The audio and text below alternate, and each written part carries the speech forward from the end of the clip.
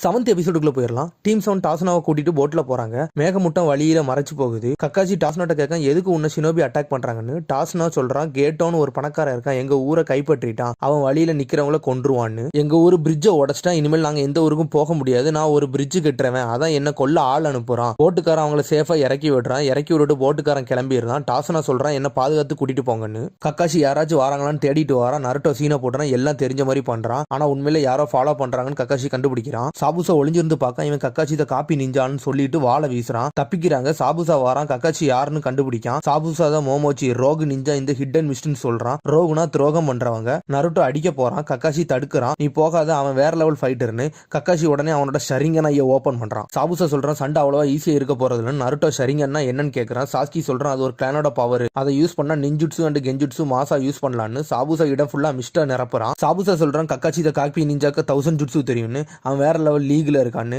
3 பேர் கக்காச்சி அதிர்ச்சியில பாக்காங்க. அப்பனா இவர் சாதாரண ஆள் கிடையாதுன்னு. சாபுசா தண்ணியில போய் அவனோட சக்கராவை அதிகரிக்கான். கக்காச்சி சொல்றான், சாபுசா சைலண்டா கொல்றதுல அவன் தான் ஸ்பெஷலிஸ்ட்.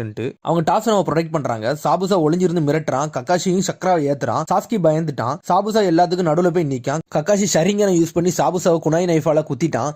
பார்த்தா வாட்டர் கிளோன் ஜுட்சு போட்டான். சாபுசா கக்காசிக்கு பின்னால இருந்து வெட்டுறான். திரும்பி பார்த்தா கக்காசி இதை காப்பி நிஞ்சா ஷரிங்கனை யூஸ் பண்ணி சாபுசா டெக்னிக்கே காப்பி பண்ணி அவனுக்கே போடுறான். சாபுசா கழுத்துல கத்தியை வச்சுக்கிட்டு கெத்தா நிக்கிறான் கக்காசி. இத்துடன் இந்த எபிசோடு முடியுது. அடுத்த எபிசோடில் சந்திப்போம்.